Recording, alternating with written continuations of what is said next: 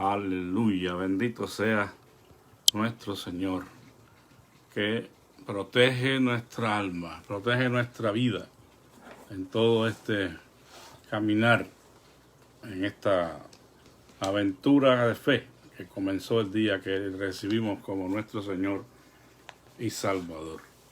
En esta mañana, muy buenos días a todos, que el Señor les bendiga. Espero que estén teniendo una hermosa mañana.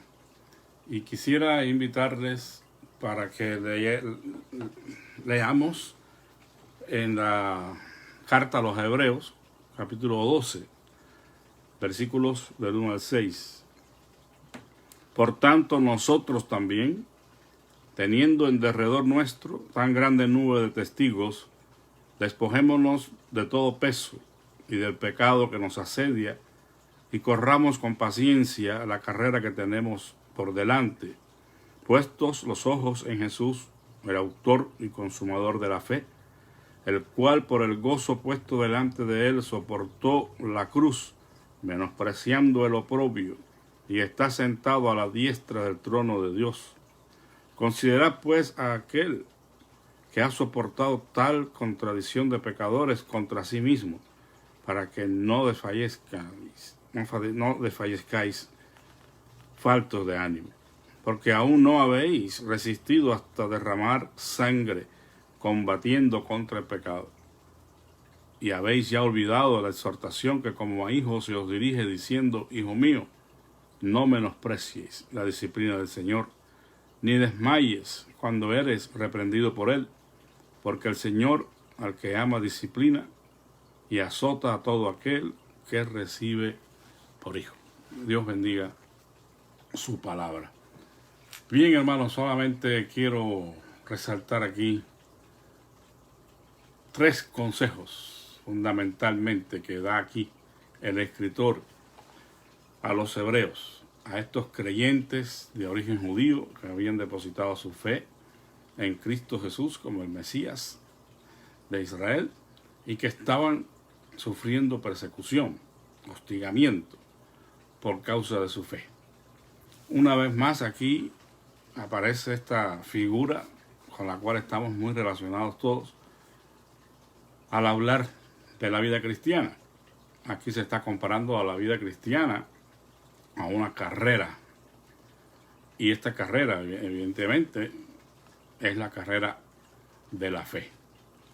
Y para que estos creyentes tomaran ánimo en su fe y pudieran seguir adelante corriendo esta carrera, el escritor les da 3 consejos fundamentales que quisiéramos nosotros rescatar en esta mañana para cada uno de nosotros, porque estamos corriendo básicamente la misma carrera, la carrera de la fe. Estamos caminando con el Señor hacia la vida eterna. Y también nosotros, como aquellos cristianos necesitaron estos consejos, también lo necesitamos nosotros. Bueno, lo primero que es evidente para todos aquí es que deberían considerar a la nube de testigos. Vosotros también. Por tanto, nosotros también, el escritor se involucra, teniendo en derredor nuestro tan grande nube de testigos. Entonces hay un estímulo aquí para estos cristianos hebreos para que continuaran corriendo la carrera de la fe, y es la nube de testigos. La nube de testigos evidentemente tenemos que encontrarla en el capítulo 11, porque lo que está haciendo aquí el escritor es una conclusión enfática, diciendo de la misma manera que aquellos otros pudieron correr esta carrera y vencer, ustedes también pueden. Es decir, así como todos estos, del versículo 39, y todos estos, aunque alcanzaron buen testimonio mediante la fe, no recibieron lo prometido, porque Dios había provisto para nosotros algo mejor, para que no fuesen ellos perfeccionados aparte de nosotros. A pesar de que no habían recibido lo prometido, corrieron la carrera de la fe y triunfaron. Nosotros ahora, dice el escritor, tenemos que creer que también podemos. Si otros lo han logrado, nosotros también.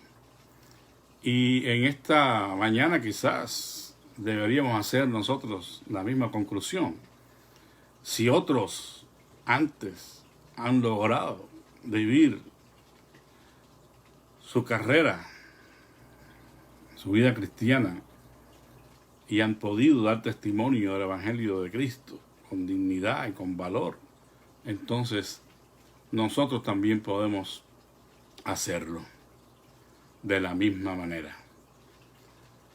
Yo creo que para nosotros también, hermanos, son muy pertinentes estas palabras en esta mañana, porque tenemos una fe común a la que tuvieron ellos y potencialmente estamos confrontando situaciones parecidas a las que ellos enfrentaron. No hemos llegado al punto de la persecución física directa, pero también hemos tenido y estamos teniendo pues nuestra parte en los sufrimientos por causa del Evangelio de Jesucristo. Lo importante es que de una manera u otra, aunque tengamos que enfrentar dificultades y sufrimientos por causa de la fe, tenemos que saber que Dios está con nosotros. El apóstol Pablo, en situaciones de prueba, también en situaciones difíciles para su vida, estando incluso privado de su libertad, dijo: todo lo puedo en Cristo, que me fortalece. ¿Y quién nos podrá separar del amor de Dios? Tribulación, angustia, persecución, hambre, desnudez, peligro, espada. Dicen, ninguna cosa creada nos podrá separar del amor de Dios que es en Cristo Jesús, Señor nuestro. Consideremos entonces el ejemplo de otros cristianos que a través de la historia, incluyendo a estos del capítulo 11 de los Hebreos, que sufrieron por causa de su fe, pero que salieron victoriosos por cuanto Dios estaba con ellos. Y lo mejor de todo, como dijera Wesley al morir, es que Dios está con nosotros. Si usted está pasando alguna situación difícil en esta carrera, está encontrando obstáculos que le dificultan avanzar, usted solamente clame a Dios. Clame a Dios como hizo Pedro cuando estaba hundiéndose en las aguas. Señor, sálvame, que perezco. Pero aférrase a las promesas del Señor y continúa adelante, porque la victoria es nuestra. Además de este consejo de considerar a la nube de testigos, a los que antes ya habían corrido, el escritor le dice: consideren el ejemplo de nuestro Señor Jesucristo. ¿Cómo es que deben correr esta carrera? Dice: puestos los ojos en Jesús, el autor y consumador de la fe. Es decir, que el escritor les está diciendo que consideren incluso el ejemplo máximo que nosotros podemos tener en cuanto a este asunto. Y es el ejemplo de nuestro Señor Jesucristo. Él es, como dice aquí, el autor y el consumador de la fe que una vez ha sido dada a los santos. La fe procede de Él es quien perfecciona la fe. La fe, hermanos, es un don de Dios. Esa fe que salva es un don de Dios, según Efesios 2:8. Tanto la fe como la salvación son dones de Dios. Y esa fe que hemos recibido, esa fe que nos ha hecho posible creer y confiar en Dios para toda nuestra vida, poniendo confianza en sus promesas eternas, esa fe es o fue modelada de una manera perfecta por nuestro Señor Jesucristo. Y por esa razón es que el escritor le dice: pongan su mirada en Él, porque Él ya corrió esta carrera. Él dio testimonio del Evangelio, Él dio testimonio de la fidelidad al Padre, como ninguno otro en este mundo lo ha hecho. Si a alguien tenemos que mirar para encontrar fuerzas, aliento, estímulo para seguir corriendo esta carrera, es a Jesús, que sufrió tal contradicción de pecadores.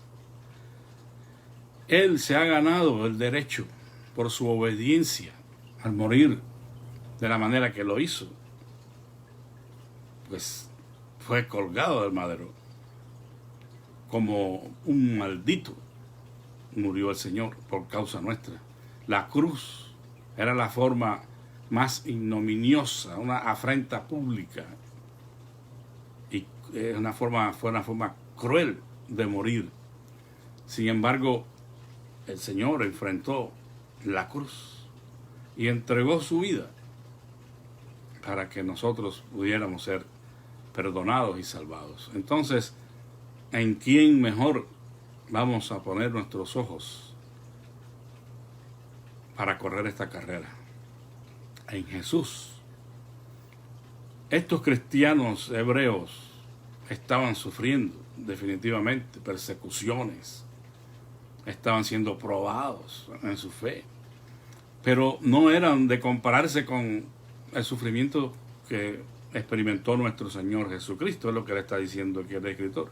Consideren ustedes el ejemplo de Cristo, que sufrió siendo Él inocente, siendo Él manso, humilde. Experimentó el sufrimiento y la muerte, luchando contra el pecado, porque lo que estaba venciendo el Señor Jesús con su muerte en la cruz era el pecado que ya nos enseñaría más de nosotros, los que hemos creído en Él. Por eso, hermanos, es que tenemos que poner nuestra mirada en Él. Dice el escritor: porque aún ustedes no habéis resistido hasta derramar sangre combatiendo contra el pecado. O sea, los sufrimientos que ustedes están teniendo no son comparables con el sufrimiento de nuestro Señor Jesucristo, que aún siendo inocente tuvo que derramar sangre para que se pudiera efectuar la expiación de los pecados de todo el mundo. Ustedes no han sufrido prácticamente nada al lado de lo que sufrió nuestro Señor Jesucristo. Entonces, ¿qué pudiéramos preguntarnos nosotros? ¿A qué conclusión pudiéramos llegar nosotros? A los que hoy nos está tocando dar testimonio del Evangelio de Cristo. Nuestras pruebas, nuestros sufrimientos, ¿podrán ser comparados con el sufrimiento de Cristo? Yo creo que no. También nosotros, hermanos, nos quedamos cortos, como dice el dicho. No importa cuán recias o cuán fuertes puedan ser, nuestras luchas no son comparables con las que experimentó nuestro Señor Jesucristo.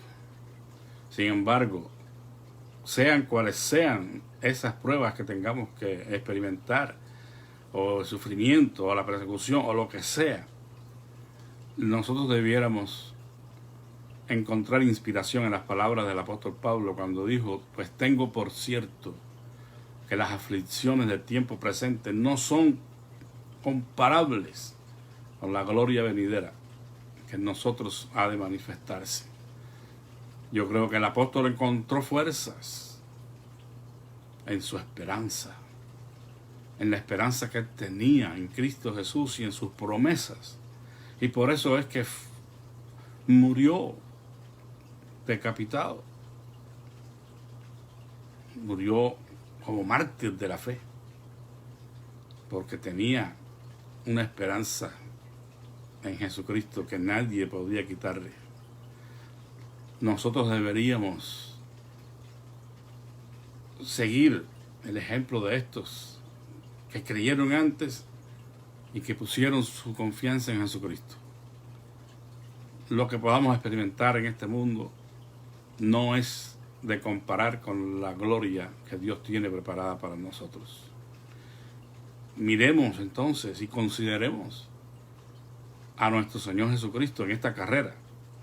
Pongamos la mirada en Él, que fue varón de dolores, experimentado en quebranto. Un sumo sacerdote que sí se puede compadecer de nosotros, porque fue tentado en todo, como cada uno de nosotros, solo que no pecó. Entonces, sintámonos seguros al correr esta carrera de la vida cristiana, sabiendo que nuestro Señor está con nosotros y nos ayuda, nos da ánimo. En tercer lugar, el tercer consejo que da el escritor a los hebreos para que estos fueran animados en la carrera de la fe era que consideraran la disciplina del Señor. Dice: y habéis olvidado la exhortación que como a hijos se os dirige, diciendo: hijo mío, no menospreciéis la disciplina del Señor, ni desmayes cuando eres reprendido por Él. Porque el Señor, al que ama, disciplina y azota a todo aquel que recibe por hijo. Bueno, ahí como que nos ponemos a pensar, bueno, ¿qué aliento, qué ánimo puedo encontrar yo en la disciplina del Señor? Bueno, a nadie le gusta ser disciplinado, definitivamente. Pero la disciplina del Señor es algo que debe producir en nosotros aliento y estímulo para seguir adelante en esta carrera. Porque si el Señor no hiciera esto con nosotros, estaríamos considerados como bastardos y no como hijos. Porque el padre que ama a su hijo lo disciplina. Y él pone el ejemplo de los padres físicos, naturales que ellos tenían. En el versículo 9 dice: además tuvimos a nuestros padres terrenales que nos disciplinaban y los respetábamos. ¿No nos someteremos mucho mejor al Padre de los Espíritus y viviremos? O sea, si aceptábamos la disciplina de nuestros padres terrenales y aún así los amábamos y los respetábamos, ¿con cuánto más no vamos o no debemos nosotros someternos al Padre de los Espíritus para que vivamos? Porque la disciplina de Dios es la disciplina que proviene del Padre de los Espíritus, del Padre Celestial. Y Él sabe lo que nosotros necesitamos aprender para seguir corriendo eficazmente esta carrera. Y parte de esto, hermanos, es la disciplina, porque muchas veces fallamos. Pero debemos considerarnos bienaventurados, dichosos, porque el versículo dice que que la disciplina es para los hijos. Entonces, considerémonos hijos amados de Dios cuando estemos siendo disciplinados por alguna situación en nuestra vida cristiana. Porque la disciplina es además una evidencia del amor de Dios. Usted puede leer el versículo 6 que acabamos de leer. Porque el Señor al que ama disciplina. Si no nos amara, no nos disciplinara. Lo mismo sucede en nuestra relación terrenal de nosotros como padres de nuestros hijos. Si no los corregimos, si no los disciplinamos, sencillamente no los amamos como debiéramos amarlos. Porque no estaríamos infundiendo en ellos el temor, el respeto, la obediencia que deben a los padres.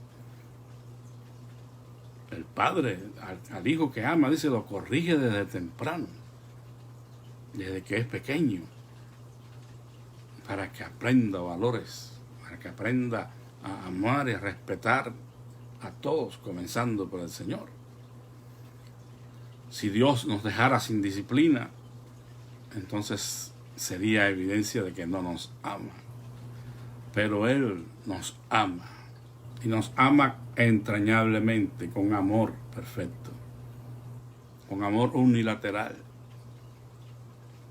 Él nos ama incondicionalmente. Y por cuanto nos ama, debemos nosotros aceptar. Él nos disciplina y nosotros debemos aceptar la disciplina. En el versículo 7 dice: si soportáis la disciplina, Dios os trata como hijos, porque ¿qué hijo es aquel a quien el Padre no disciplina? Pero si estáis sin disciplina, de la cual todos han sido participantes, entonces sois bastardos y no hijos. O sea que es una condición para poder disfrutar de esa relación especial entre padre e hijos, como Dios como nuestro Padre y nosotros como sus hijos, es aceptar la disciplina del Señor, porque es para nuestro bien, hermanos. Versículos 10 y 11.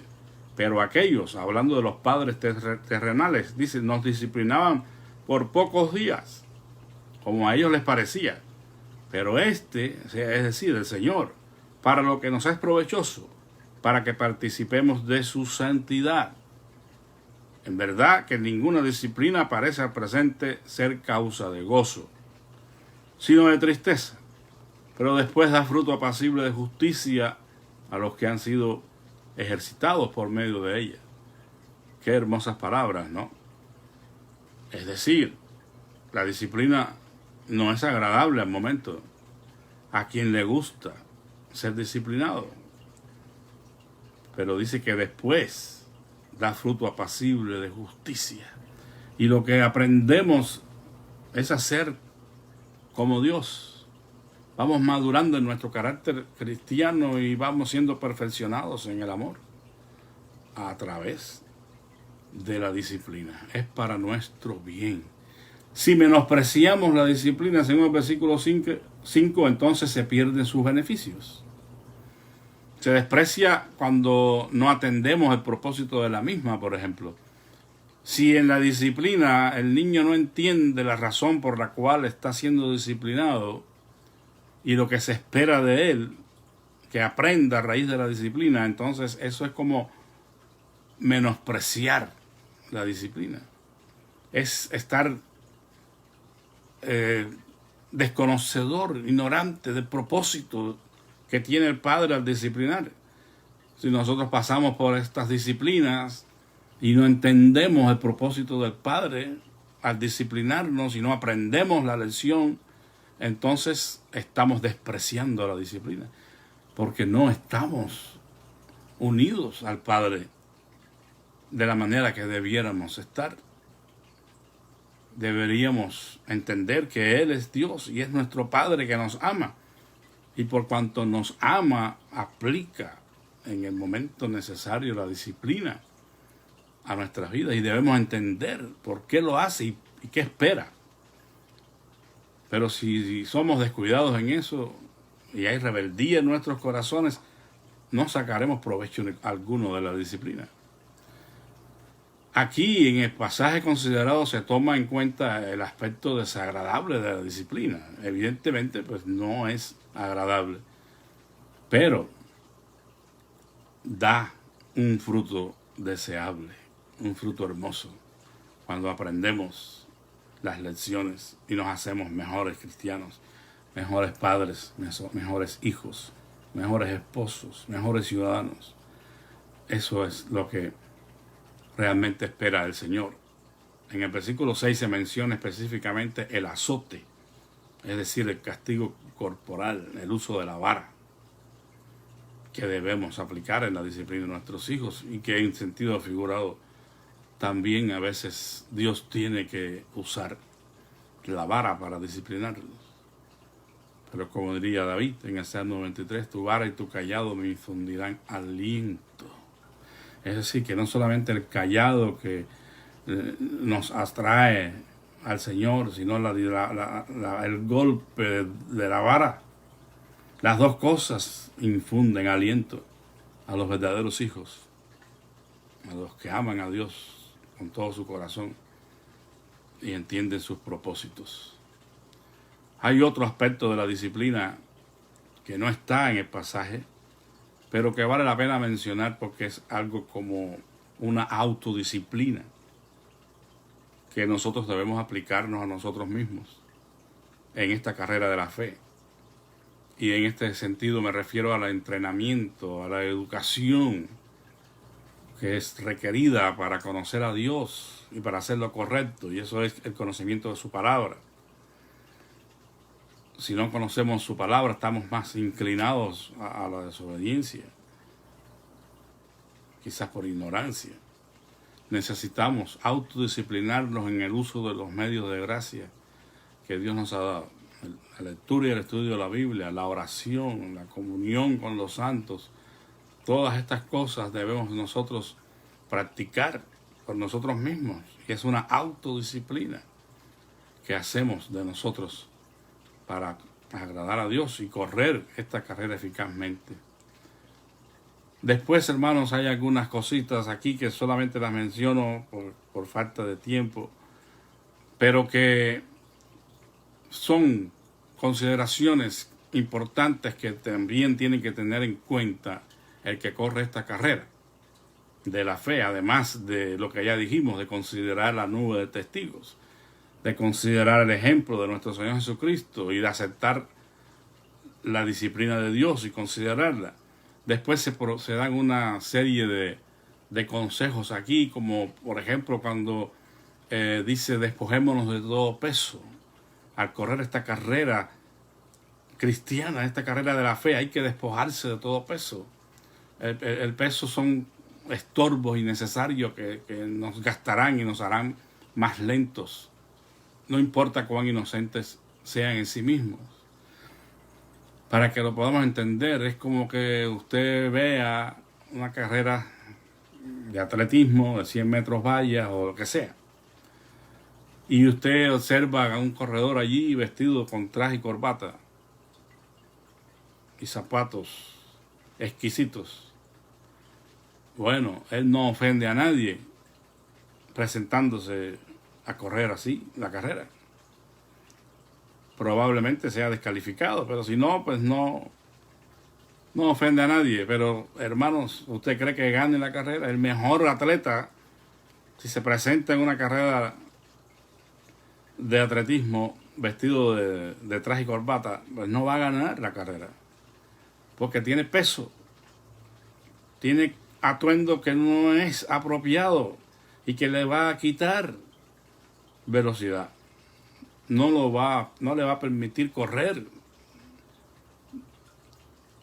como debe correr, con agilidad, con destreza. El peso a veces no es ofensivo para nadie, pero impide que corramos la carrera como debe ser corrida. Un peso puede ser una duda puede ser la pereza, un pasatiempo, una costumbre, cualquier cosa en nuestra vida que nos esté impidiendo elevarnos, correr ágilmente. Los pesos debemos identificarlos nosotros con la ayuda de Dios, porque a veces no se ven muy bien, están muy disfrazados como cosas excelentes y buenas, pero no convienen. Es como Pablo dijera, todo me es lícito, pero no todo me conviene. O sea, todas las cosas estas pueden ser permitidas, no ofenden a nadie, pero me quitan, me privan de correr como debo correr. Es como el lastre en los globos aerostáticos, esas bolsitas de arena que van siendo soltadas para que el globo se pueda elevar. Bueno, a veces los pesos que tenemos, que no son pecados, nos impiden elevarnos en la vida espiritual como debiéramos hacerlo. Entonces hay que despojarse de todo peso para correr esta carrera livianamente. Pero hay que despojarse también, dice, del pecado que nos asedia. El pecado que fácilmente puede hacer de nosotros una presa. Es lo que significa aquí. Según Adam Clark, dice que el pecado que nos rodea fácil y constantemente está al acecho, está esperando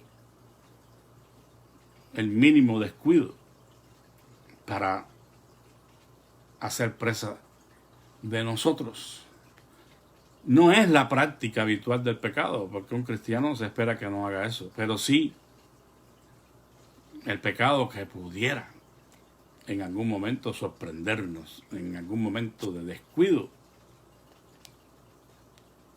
En ese momento podemos ser presa del pecado. Específicamente aquí en la carta se refiere a la apostasía, ¿verdad? Esa tendencia a virar para atrás, a volverse del camino de la fe nuevamente a la antigua vida.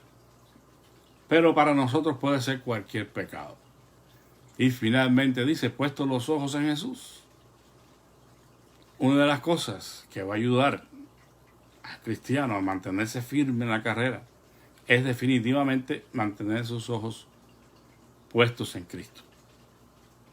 Como dice el corito, ¿verdad? Fija tus ojos en Cristo, tan llenos de gracia, de amor.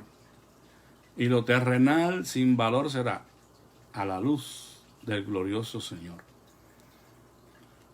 Si fijamos los ojos en Jesús, tenemos la seguridad de ganar esta carrera. No pongamos nuestra confianza en ninguna otra persona ni en ninguna otra cosa, porque entonces estaríamos desviándonos, hermanos. Aquí Él es quien ofrece para nosotros fortaleza. Él es quien nos afirma. Él es quien, si nos caemos, nos levanta. Y la frase aquí en este versículo 13, perdón, en Efesios 6, en Hebreos 12, cuando habla de poner los ojos en Jesús, está usado en un presente continuo, indicando que siempre, durante toda la carrera, no debemos quitar o apartar la mirada de Jesús, porque si no se pone en riesgo la llegada a la meta. Tenemos que estar mirando al frente, a donde se encuentra nuestro Salvador. Él es, como ya dije al principio, el autor y consumador de la fe. Es decir, Él es el objeto, la inspiración y el fundamento de nuestra fe. La ha perfeccionado mediante su sufrimiento en la cruz, ofreciéndonos su obra redentora. Y la perfeccionará en su segunda venida. Entonces, no tenemos otra opción que mirar fijamente a Cristo. Los creyentes hebreos no debían sentir vergüenza por la muerte de un Salvador en una cruz romana contada por maldición. O sea, que para ellos en ese contexto todavía era un poco más difícil, socialmente hablando, religiosamente hablando, poner su confianza en un Salvador que había sido muerto en la cruz de Calvario, como un maldito. Sin embargo, dice el escritor, no deben avergonzarse en ninguna manera de ese Salvador, porque por esa manera en que Él murió, por lo que Él hizo, ustedes han sido salvados. Entonces no se avergüencen ahora en ninguna manera, porque Él había sufrido esa vergüenza de la cruz por el gozo que se había puesto delante de Él después, que es la resurrección de entre los muertos y su ascensión gloriosa a la diestra del Padre. Evidentemente eso no lo creyeron la inmensa mayoría del mundo antiguo que rodeaban a estos cristianos. Su fe nunca sería puesta en un Salvador que haya sido muerto como lo fue, y mucho menos iban a creer el asunto de la resurrección. Bueno, hay una serie de creencias allí relacionadas a esto que impedían que estas personas creyeran en esto, como el gnosticismo. Los griegos habían influenciado mucho en todas las culturas antiguas, y estas personas no aceptaban la materia como algo bueno, sino algo malo. Entonces pues el cuerpo no era algo en lo cual se podían gloriar en ese sentido, ¿no? Más bien fue algo que les impidió a ellos depositar su confianza en Cristo, por la misma razón de que había sido muerto. Pues nosotros hoy tenemos el mismo desafío que tuvieron estos cristianos hebreos, de poner nuestra confianza en el Señor Jesucristo, que nos ofrece hoy una cruz, sí, pero que mañana nos dará una corona, si llegamos nosotros hasta el final, que así esperamos que sea. Estamos involucrados en esta carrera y nada ni nadie nos podrá hacer fracasar si seguimos corriendo mirando a nuestro Señor Jesucristo. Que el Señor les bendiga a todos, hermanos, en esta mañana. Muchas gracias por escuchar y vamos a orar. Quiero pedirles oración por un señor que se llama Rubén. El domingo recibimos una visita de la iglesia, una familia que nos visitó por primera vez, un primo de nuestro hermano Abraham Farías, y lamentablemente, bueno, los que vieron el sermón se darán cuenta que hubo una interrupción y hubo una necesidad de orar por el papá de este hermano Rubén.